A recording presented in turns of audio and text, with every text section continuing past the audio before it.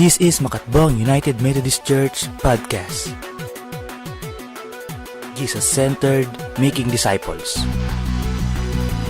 Welcome. Ito po ay ang ating pang-apat na Sunday ng Jesus is. Ano po yung una? Jesus is the good news. Yung pangalawa, Jesus is the Christ. Pangatlo, Jesus is the way. Yung pang-apat, Jesus is blank. Nabira lang. Ayan, so ito po ang ating huling installment ng series nating Jesus is. Kumbaga ito yung final episode. Kung sa mga pinapanood natin may mga final episode, ito po yung final episode ng ating series na Jesus is. So I think this is one of the most important lesson that we should know or kailangan nating malaman. And sana rin po magkakasama tayo sa iisang biyahe. Sabi mo nga sa katabi yung kapatid, angkas tayo. Ayan, sana meron tayong parehas na idea, sino nga ba si Jesus? Kasi for the fourth Sunday, pinag-aaralan natin to. Sino nga ba si Jesus? Halimbawa, may nag-ambush interview sa inyo. Sino si Jesus? I hope meron na tayong isasagot. Amen ba? Amen. So sa pang-apat nating linggo na to, marami na tayong natututunan kung sino nga ba si Jesus. Sa iba, meron silang explanation, pero tayo, ito yung pinag-aaralan natin. And we encounter the question, who Jesus is, all of us must decide.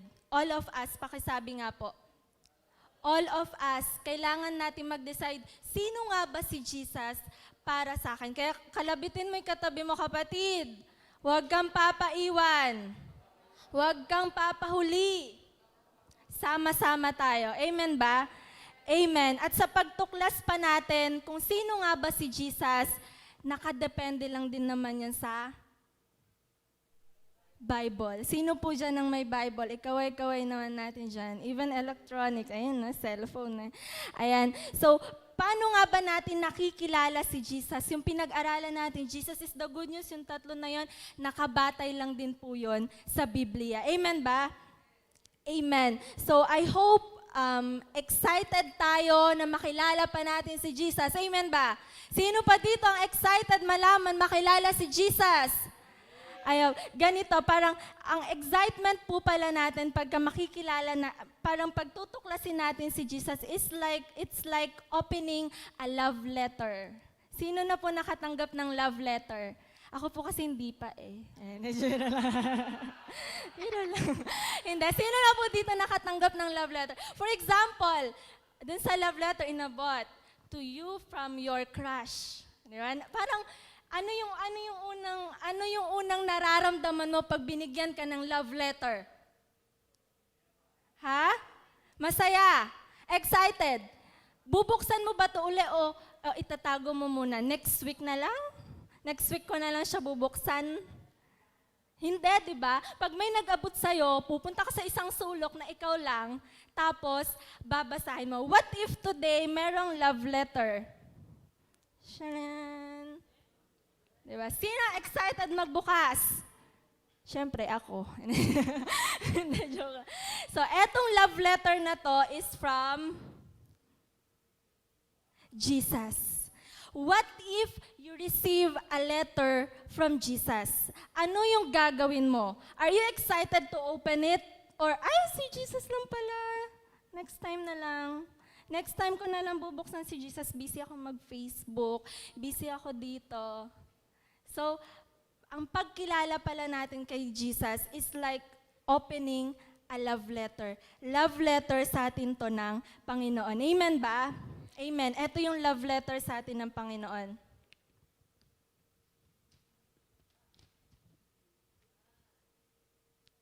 Jesus is God and King. Sabihin nga natin, Jesus is God and King. Amen. So, eto po yung title ng ating week 4 na Jesus is. Jesus is God and King. So, sabi mo sa katabi mo, kapatid, excited ka pa ba? Naalala ko lang yung sinabi ni teacher kagabi. When we are excited to know about Jesus, kung excited pala tayong kilalanin kung sino si Jesus, something will happen. May kakaibang mangyayari sa buhay natin. Amen ba? Amen. So lahat nga po tayo ay tumayo para sa pagbasa ng ating banal na kasulatan. Sabi po sa John chapter 14, verses 6 to 11. Sumagot si Jesus, "Ako ang daan, ang katotohanan at ang buhay.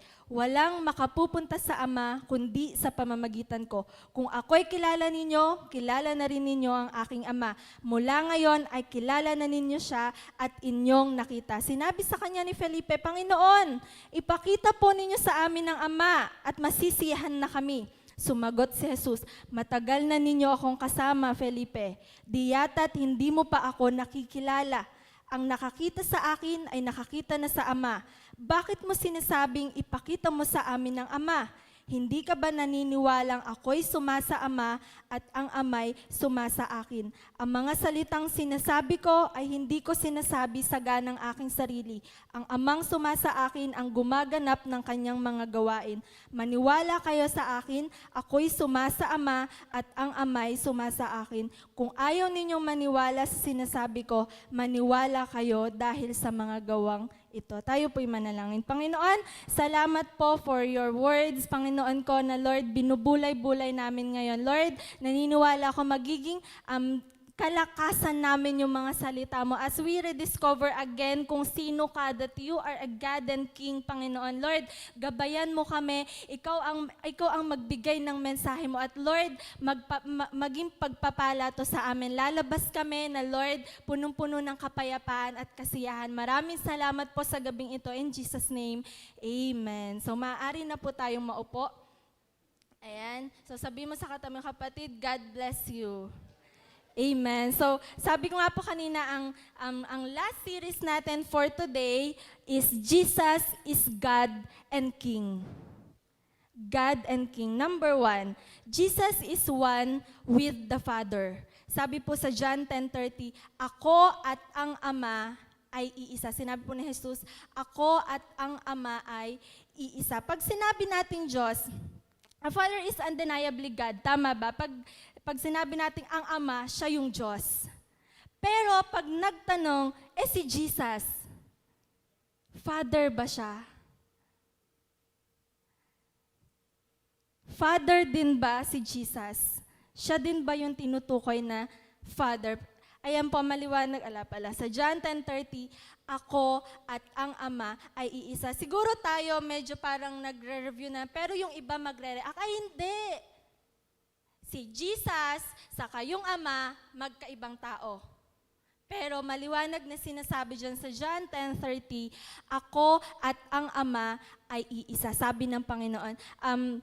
Si John, kilala po ba natin yung disciple ni Jesus na si John? Si Juan. Siya yung pinaka-close kay Jesus. Kung meron siya mga disciples, kumbaga parang si Juan ang kanyang best friend. Anong tawag? Sanggang dikit. Ayan. Sanggang dikit ni Jesus, si Juan. Kaya tinawag siyang John the Beloved. Ang pinakamamahal kong si Juan. Kaya si Juan, pinakilala niya sa ibang paraan. Sino nga ba si Jesus? Kasi si Lucas, yung another disciple, pinakilala niya si Jesus as a doctor, manggagamot, healer. Pero si Juan, eto yung pagkakasabi niya.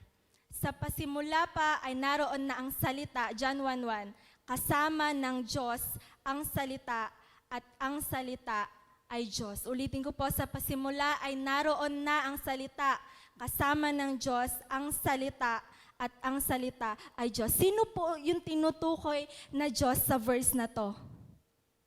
Yung salita. And lundag po tayo sa verse 14. Yung salita, nagkatawang tao. Yung sa verse 1, yung tinutukoy na Diyos, which is yung salita, kung lulundag tayo sa verse 14, sinasabi doon na yung salita na tinukoy na Diyos ay nagkatawang tao. At sino po yung nagkatawang tao na yon? It's Jesus. Si Jesus po yan. Jesus emphasized that He is one with the Father. Baka yung iba medyo nagugulahan pa, baka iniisip natin, paano naging dalawa? Paano naging si Jesus ay siya din yung Father? Sabi po sa John 14:7, kung ako'y kilala ninyo, kilala na rin ninyo ang aking Ama. Mula ngayon ay kilala ninyo siya at inyo nang nakita. Ganito po. For example, Kuya Jake, halika nga dito. Halika dito, Kuya Jake. Ayan. Sabi doon, sabi ng Panginoon, kung ako'y kilala ninyo, for example, siya si Jesus. Diba? Kamukhang-kamukha ni Jesus. Napakamacho ni Jesus. For example, siya si Jesus. Sabi ni Jesus, kung ako'y kilala ninyo, kilala na rin ninyo ang aking Ama. Mula ngayon ay kilala na ninyo siya at inyo nang nakita. Sabi doon, inyo nang nakita yung Ama. Sino lang po ba yung nakikita natin? Si Jesus. Si Jake. Hindi po si Jake. Diba? Thank you, Jake. Pinapakita lang doon na si Jesus at ang Ama ay iisa. Amen ba? So sa Old Testament pa lang, alam natin sa Old Testament wala pa doon si Jesus. Puro salita pa lang ang andon. Pero sa Old Testament, inihula na merong darating na tagapagligtas. And sa Old Testament, kung atin pong masusundan, merong dumating na tagapagligtas. Sino yung dumating na tagapagligtas? Si Jesus. Jesus clarified, sinabi niya kay Felipe, kasi si Felipe medyo nag-doubt siya. Felipe, kay tagal na ninyo akong kasama, hanggang ngayon hindi mo pa ako nakikilala, ang nakakita na sa akin ay nakakita na sa Ama. Bakit mo sinasabing ipakita mo sa amin ang Ama? Jesus is one with the Father. Paano nangyari yon? Paano silang naging isa? It's the ability of God alone. Amen ba? Maging tayong tao, hindi natin kayang lubos na maintindihan yon. But only God can do it. Amen? He is a limitless God. Amen ba? He is all-powerful. At alam na alam natin, walang imposible sa Panginoon. Amen ba? Amen. So number 2, Jesus is God. Sabihin nga po natin, Jesus is God. Isa pa, mas convincing. Jesus is God. Amen. So ano bang ibig sabihin pag sinabi nating God? Ito po, may bibigay ko mga ibang, some of the characteristics ng pagiging God. Only a God can walk on waters. Diyos or tanging Diyos lamang pala ang makakapaglakad sa ibabaw ng tubig. Yung malalim, baka ini-imagine nyo mababaw na tubig lang. Sino po ang kilala nating naglakad sa ibabaw ng tubig? Si Jesus. Though si Peter, si Peter or yung isa niyang alagad, naglakad din, pero ilang hakbang lang. After nung nakikita na ni Peter yung bagyo or yung malaking alon, lumubog na siya, natakot na siya. Pero si Jesus, naglalakad pa din kahit na bumabagyo or kahit na malakas yung hampas ng alon. So, only a God can walk on water. Si Jesus lang yung kayang lumakad sa ibabaw ng tubig. Maybe itong alon or itong mga humahampas na alon, maybe ito yung mga problema natin. Lahat naman po siguro tayo dumaraan sa mga problema. Iba't ibang range lang ng problema. Amen ba? So, lahat tayo dumadaan sa problema. Pero dahil kinaya ng Panginoon na lumakad doon sa ibabaw ng tubig, isa lang yung sinasabi nun, anak, kaya kong lakaran yung problema mo. Amen ba? Amen. So next, only a God can multiply 5 tinapay at 2 isda to feed almost 20,000. Alam po ba natin yung kanta na yan? 5 tinapay at 2 isda. Diba? Ang baon ng dumami. Ayaw kanta, tinula. Ayan. So, only a God can multiply like that. Ikaw ba, may 5 tinapay ka, kaya mo pakainin yung 20,000? No. But God did that. Amen? So, sino yung God na gumawa na yon? Si Jesus. Amen. Only a God can heal immediately. Marami tayong kwento sa Bible, madaanan lang nung anino ng Panginoon, mahawakan lang yung laylayan ng damit niya, gumagaling. Tama ba? And that God is, sino na uli God na yon? Si Jesus. Only a God can make the dead man rise. Si Lazaro, patay siya, di ba? Namatay si Lazaro, pero pinuntahan lang siya ni Jesus. Anong sabi ni Jesus kay Lazaro? Lazaro, get up! Tumayo ka dyan. Tapos si Lazaro patay pero tumayo. Only Jesus can rise, or si Jesus lang yung makakapagbuhay sa taong namatay na. Amen ba? Amen. Only a God can forgive. Kaya mga minsan, kung yung Diyos nga ay nagpapatawad, bakit ikaw hindi mo magpatawad? Pero eto po yun, ang Panginoon lang ang kayang magpatawad na hindi na binabalikan pa yung mga kasalanang nagawa natin. Amen? Amen. And lastly, only a God can save us. Sino po ba yung nagligtas sa atin? Si Jesus. Those are some characteristics of being a God. Pagiging Diyos. At nakita natin na lahat ng characteristics na yon na kay Jesus. So therefore, Jesus is God. Amen ba?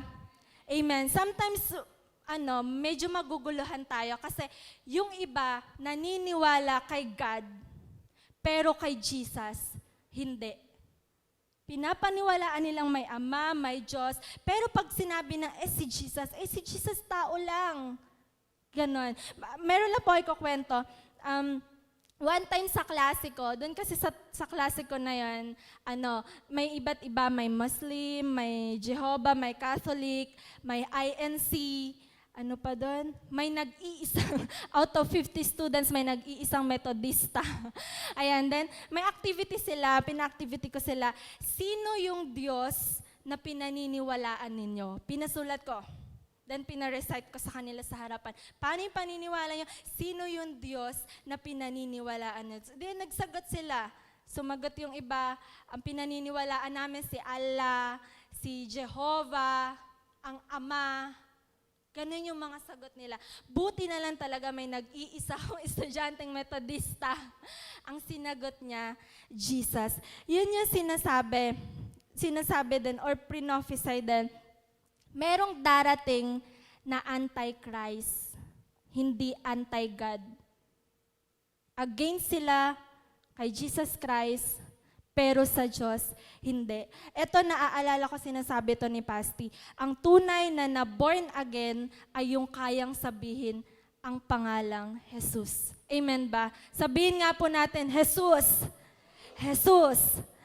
Kung napapanood din natin minsan sa TV, di ba? To God be all the glory. Yung tao dun sa taas. Minsan yung tao, hindi kayang sabihin yung Jesus. Kasi ang akala ng iba ang Father, iba ang Ama, iba ang Diyos kay Jesus. Pero tayo, eto'y pinaniniwalaan natin. Jesus is God. Amen ba? Kaya sa Bible din, kung mababasa natin sa sa New Testament, yung mga Pariseo galit kay Jesus. Galit sila kasi hindi nila ma-recognize that Jesus is God. Ayaw nilang tanggapin na si Jesus ay God. So, isa na naman sa disciple ng Panginoon, si Tomas. May Tomas dito. So, si Tomas, siya ay nabansagang the doubting Thomas. Ano yung doubting sa Tagalog? Pag-aalinlangan. Nag-alinlangan si Tomas. Hindi si Tomas.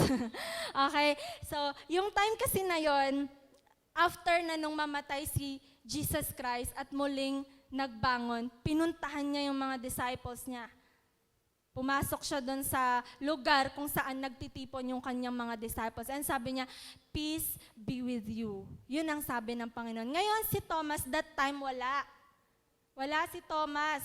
Wala si Thomas, absent siya. For example, church, absent siya. O kaya cell group, absent si Thomas nung lumitaw si Jesus Christ. Kaya ang sabi niya, naku, hindi ako naniniwalang nabuhay na muli si Jesus Christ unless makikita ko or maisusuot ko yung kamay ko sa palad niya at sa tagiliran niya. Yan, kaya siya binansagang the doubting Thomas. Then, to cut the story short, nagpakita sa kanya yung Panginoon na ilusot niya yung kamay niya dun sa tagiliran ng Panginoon. And sabi niya, he realized the truth. Sabi niya sa John 20:28, "My Lord and my God." Nariyasin yung una, parang hindi totoo yan. Kasi nakita ko namatay si Jesus Christ, hindi na uli siya mabubuhay unless makita kong nabutas or mailulusot ko yung kamay ko. Pero nung nagpakita sa kanya yung Panginoon, ang nasabi niya lang, "My Lord and my God." Amen? Amen. Sabi sa John 2:23, ang taong hindi kumikilala sa anak, hindi sumasa kanya ang ama. Warning po ito. Ngunit ang taong kumikilala sa anak, sumasa kanya ang ama. Number 3, Jesus is the commander-in-chief, ruler, and king. Again po, Jesus is the commander-in-chief, ruler, and king. He is a ruler. Tignan po natin yung verse sa Matthew 28:18-19. Or ito yung the Great Commission. Tama ba ako? All authority in heaven and on earth has been given to me. Si Jesus po yung nagsasalita nito. Ibig sabihin, lahat ng kapangyarihan, hindi lang sa heaven, yung kapangyarihan sa heaven, kundi lahat ng pamamahala, kapangyarihan mismo dito sa earth ay nasa akin, sabi ng Diyos. Therefore, go and make disciples of all nations. Nasa kapangyarihan ng Panginoong Jesus ang lahat, maging ang bansa. Siya ang hari ng mga hari ng lahat ng bansa. Ibig sabihin, magiging bahagi ng kaharian ng Panginoong Jesus ang mga magtitiwala, ang mga nagtitiwala sa Kanya. Meron bang nagtitiwala sa Panginoon dito? Amen. So sabi sa Pahayag 17:14, makikidigma, ito po tinutukoy dito yung mga hari ng bawat bansa, mga king ng bawat bansa, pangulo ng bawat bansa. Makikidigma sila laban sa kordero. Sino po ba'y tinutukoy na kordero na to? Malalaman natin mamaya. Makikidigma sila laban sa kordero, ngunit sila'y matatalo nito, sapagkat ito ang Panginoon, wait lang po. Ito ang Panginoon ng mga Panginoon at hari ng mga hari. Kasama niya sa tagumpay ang kanyang mga tinawag, pinili at tapat na tagasunod. So, yung kordero na tinutukoy ding Panginoon, sino po iyon? Si Jesus. Sabi sa John 1:36, nang makita niya si Jesus si Jesus na nagdaraan, ay kanyang sinabi, siya ang kordero ng Diyos. Si Jesus po yung nagdaraan. At sinabi ni John the Baptist, siya ang kordero ng Diyos. Amen ba? Amen. So we have a lot more, marami pang verses na nagpapatunay na siya ay Diyos, siya ay hari, siya ay iisa sa Ama. Pero eto na po yung last, Pahayag 19:16. At sa kanyang kasuotan at sa kanyang hita ay naroon ang kanyang pangalan na isinulat ng Diyos, Hari ng mga hari at Panginoon ng mga Panginoon. Sino yung tinutukoy na yon? Walang iba kundi ang ating Panginoong Jesus. Amen ba? So siguro po medyo mabilis lang talaga ako magsalita. Sige po, tayo nga po tayong lahat. Ayon po sa history, merong isang lalaki, merong isang hari. Sabihin nga natin, hari. Na siya napaka-powerful, mayaman, magandang lalaki, he have the influence, yung yaman nasa kanya, and meron siyang strongest military power. Kumbaga meron siyang isang batalyon, libo-libo siguro yon, libo-libong mga batalyon. Ngayon, ang pangalan niya is Alexander the Great. Kilala niyo ba si Alexander the Great? Siya ba yung kaibigan nyo? So sa history, siguro napag-aralan natin yan. Alexander the Great, a young leader na gustong sakupin ang buong mundo. A young leader na merong malakas na military power. Marami siyang mga soldiers. So one day, naglakbay sila kasama niya yung mga soldiers niya. Naabot nila yung walled city. Etong walled city na to, meron silang matataas, makakapal, matataas na pader. Walled city. Ngayon, nasa labas pa lang sila. Tapos etong si Alexander. So, kaya siguro sinabihan din siyang Alexander the Great. Kasi nasa labas pa lang siya, sabi niya, gusto kong makita yung king ninyo. Gusto ko siyang makatagpo. Gusto ko siyang makausap. Imagine, a young leader. Ininsist niya na gusto niyang makausap hari. Pero parang andun pa yung yabang sa kanya. Ngayon lumabas yung hari.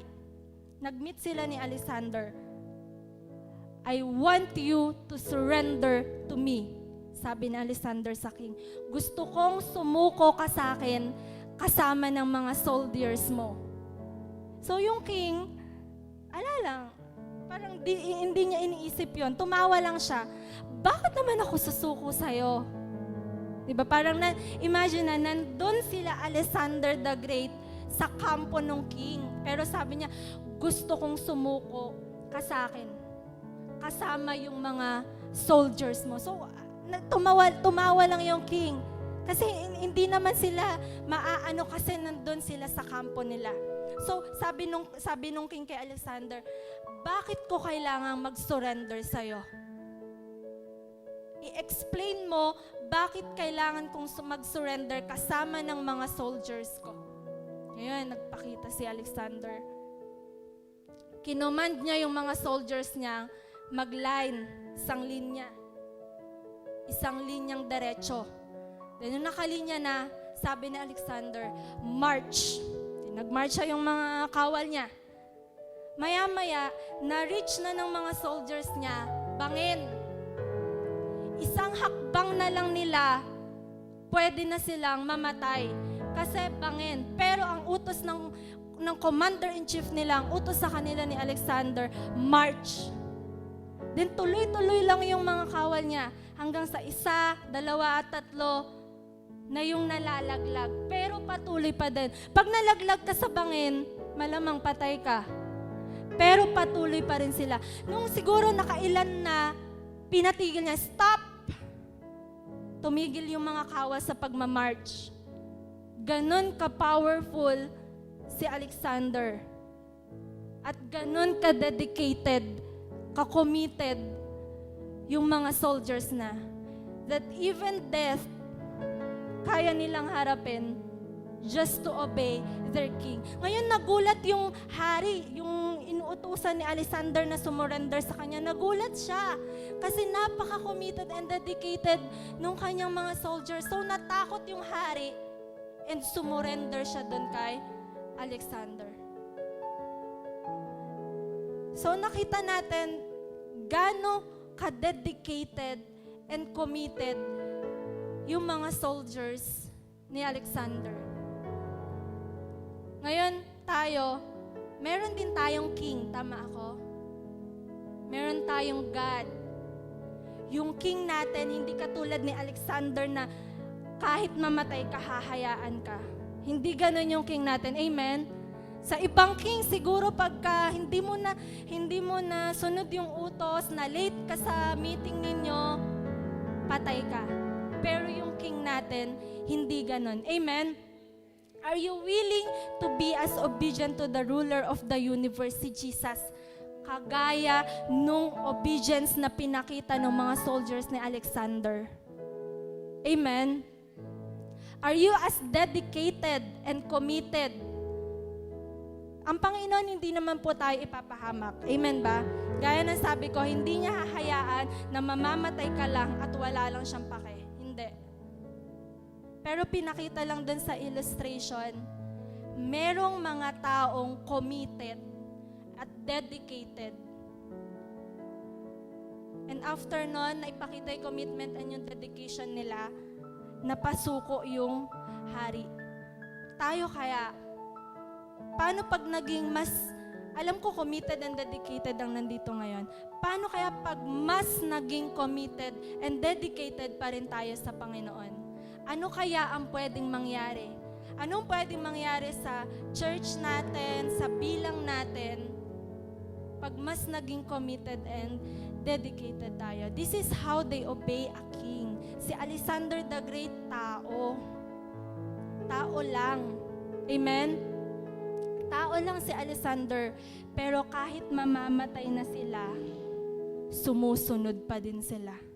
Now the question that we must answer is, after knowing Jesus, kilala ko na si Jesus, the good news, the way, the Christ, the God and King, ano naman yung magiging tugon ko? Ito po yung laging napakahalagang part. Yung after nating makilala, ano yung response natin? Siya pa din ba yung Diyos na pag may kailangan lang tayo, saka tayo lalapit? Or siya ba yung Diyos na option pa din natin? Ay, busy pa ako sa trabaho, ang dami kong ginagawa. Busy ako sa school, ang dami kong projects na kailangan gawin, marami pang exams. Ngayong kilala na natin ang Panginoong Jesus, mababago ba ang commitment natin sa Kanya? Ano ba mangyayari sa commitment natin? Tataas ba? Magpapatuloy ba yung paglago natin? Aapoy pa ba tayo? Magpapatuloy pa ba tayo sa ginagawa natin? Bakit natin pinag-uusapan to? Ba't kailangan ko maging committed, dedicated sa Diyos na to? Because Jesus is God and King. Amen? Can we close our eyes?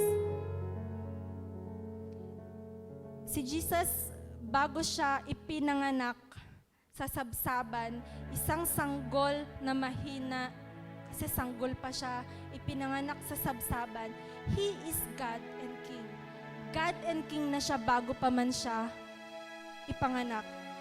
At bago pa rin siya ipako sa krus, mamatay para sa'yo at para sa akin, para sa sinners na katulad natin. He is God and King. Nung lumakad siya dun sa ibabaw ng tubig, habang malakas yung paghampas ng alon, He is God and King. Yung hinihintay din natin na darating sa panahon ng paghuhukom is God and King. Meron bang mababago? Mag-aapoy pa ba yung pagsunod natin? Paglilingkod natin sa hari na to? Sana ang sagot natin lahat, yes. Kasi kung wala, parang we're just playing church. Pag Sunday, church mode on. Pag Monday to Saturday, Christian mode off naman ako. We are doing a religion kung ganun tayo. Pero 'di ba, ayaw ng Panginoon or galit ang Panginoon sa relihiyoso.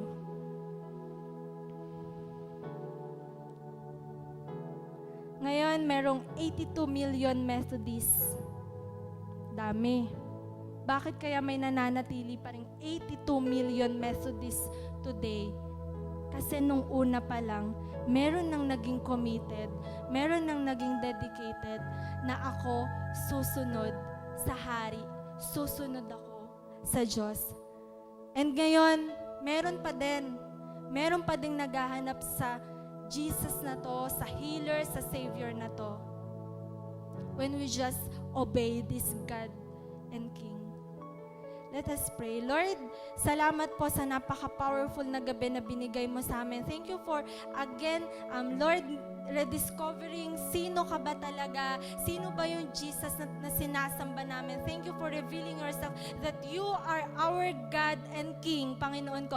Lord, maraming salamat sa commitment ng mga anak mo na to. And Lord, dalangin namin, Panginoon, mas marami pang kagaya namin na magiging committed and dedicated din sa'yo, Panginoon ko. Lord, maraming salamat nga po sa gabi na to. Pagpalain mo yung mga mensahe na itinanim mo sa amin, Panginoon, na Lord, kung may kabisihan man sa trabaho, may kabisihan man sa pag-aaral, Panginoon. Lord, ayaw na namin, ikaw pa rin yung option, last option namin, Panginoon. Lord, manguna ka sa bawat desisyon na meron kami.